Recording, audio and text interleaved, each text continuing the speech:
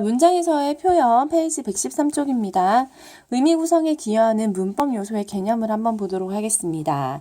의미 구성에 문법의 요소들이 개입을 하나요? 네, 문법의 요소가 뭔지를 보면 알 수 있겠죠. 문법의 요소에는요, 일로 오세요. 종교 표현, 높임 표현, 시간 표현, 또 피동사동의 표현, 부정 표현 등이 있습니다. 종교 표현을 어떻게 하느냐에 따라서 명령, 의문, 감탄, 내용이 달라지겠죠.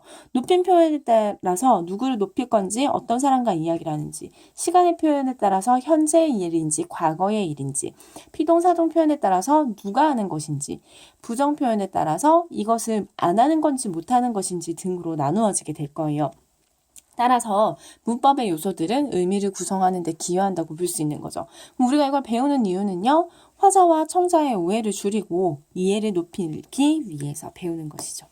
종결 표현은 종결 어미에 의해서, 높임 표현은 높임 관련 어휘나 선어말 의미에 의해서, 시간 표현도 시제 선어말 어미나 어제, 오늘 같은 시간 관련 어휘에 의해서, 피동사동 표현은 피동사동 접사에 관련돼서, 부정 표현은 또 부사에 의해서 나타나게 되죠. 이 단원에서는요, 여러 가지 자료를 바탕으로 각각의 내용들을 한번 살펴보도록 하겠습니다. 뒷장으로 넘길게요. 페이지는 114쪽입니다. 보이시나요? 네. 종결 표현은요, 문장의 종류에 따라서 나타나는데요.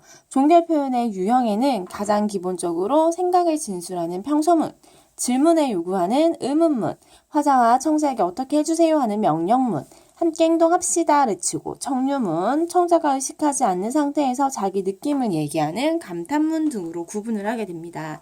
반면에 이게 가장 노멀한 케이스이기는 하는데요.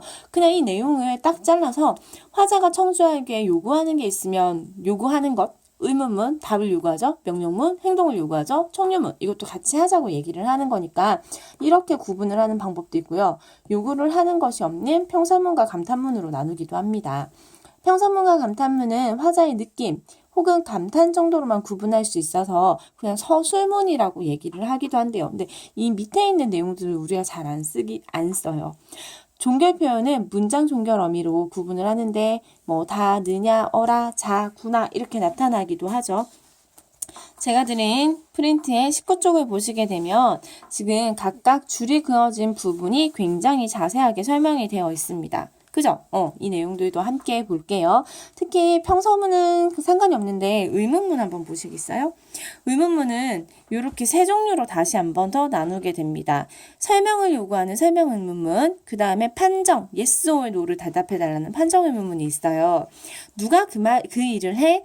누가 해요? 하고 설명을 해달라는 거죠. 지금 바깥에 날씨 춥니? yes or no로 대답하면 되죠. 판정해달라는 얘기거든요. 그 다음에 좀 낯선 게 수사 의문문인데요. 수사 의문문은 대답을 요구하지 않고 명령, 감탄 등의 효과를 내는 의문문이라서 단어도 있습니다. 네. 방학이 되면 얼마나 좋을까? 상대방한테 설명을 요구하거나 아니 지금은 방학이 아니지 2달 남았 이러면 짜증나겠죠. 그죠? 이거는 방학이 되면 좋겠다 하는 서술로 보는 거고요. 빨리 따라오지 못하겠니? 라고 얘기했을 때 상대방에게 엄마 내가 따라가지 못한 이유는요 이런 게 아니죠. 명령하는 거죠. 빨리 따라와라. 너한테 밥 한 끼 못 사겠니? 살 수 있다 라고 반어를 표현을 하는 거죠. 그래서 이걸 이렇게 세 종류로 나누게 됩니다. 이걸 왜 알려드리느냐? 중세 국어에 가면 이걸 나누게 되거든요. 그래서 한번 들어두시라고 설명을 드렸습니다. 명령문은요. 직접 명령이랑 간접 명령으로 나타나게 됩니다. 직접 명령은 얼굴을 대고 하는 거고요. 간접은 지면을 통해서 주로 나타나게 되는데요. 직접 명령을 하게 되면 빨리 와라, 빨리 오게, 알아오라를 주로 사용을 하게 되고요. 간접 명령면은 으라를 써요. 그래서 정답을 골라라 이렇게 제가 여러분을 보고 있으면 얘기를 하겠지만 시험지를 쓸 때는 정답을 고르시오 이렇게 얘기를 하겠죠.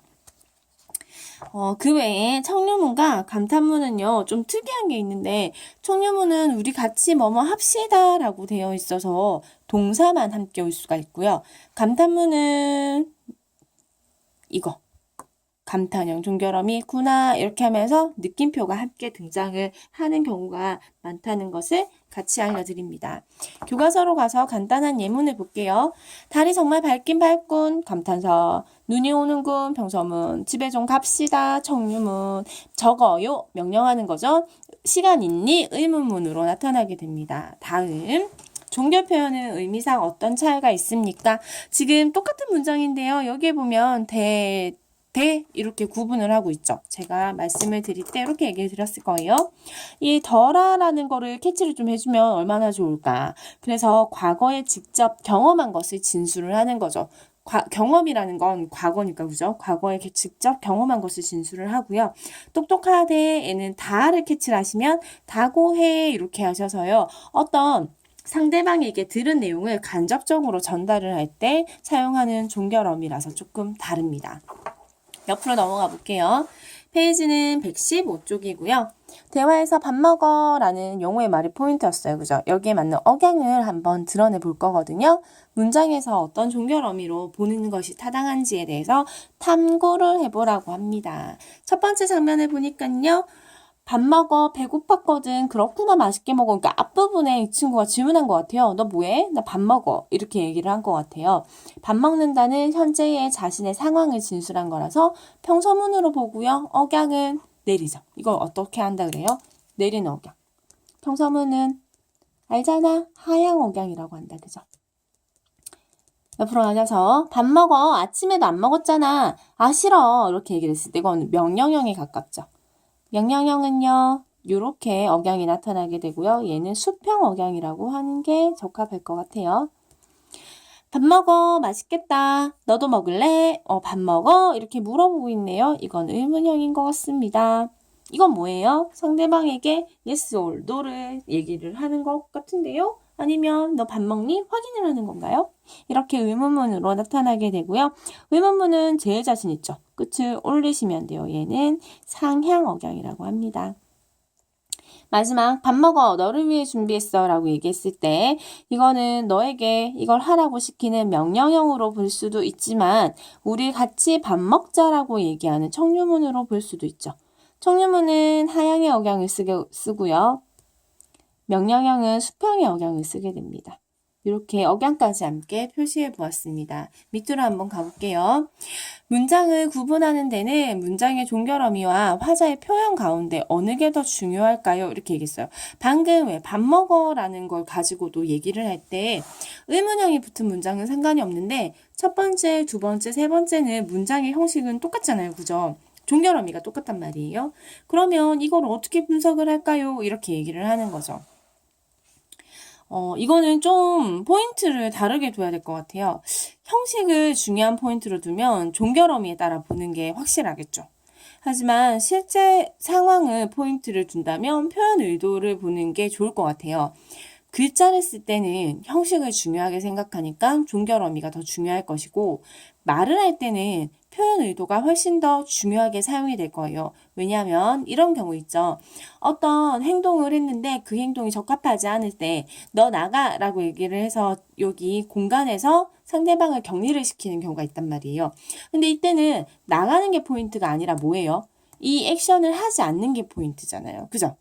액션을 하지 않는 게 포인트거든요. 그런데 너 나가 하는 이 명령형을 썼다고 해서 진짜 나가버리면 안 되겠죠. 그죠? 의미를 파악을 못하는 거죠. 잘했어 라는 얘기가 있어요. 진짜로 잘했을 때는 상관이 없어요. 근데 왜 빵점 맞았는데 어휴 잘했어 뭐 이런 경우 있잖아요. 또는 막 물건을 잃어버리고 왔는데 너무 잘했어 뭐 이렇게 얘기할 때 이거는 반어로 보셔야겠죠. 근데 종결어미로 봤을 때는 내용을 전혀 알 수가 없잖아요. 그죠? 이런 것들이 문제가 된다는 거죠. 근데 우리가 지금 공부를 하고 있는 게 언어이기 때문에 종결어미도 중요하지만 표현 의도가 조금 더 중요하지 않나라는 생각을 해봅니다. 여기까지 종결 표현 마치도록 하겠습니다. 수고하셨습니다.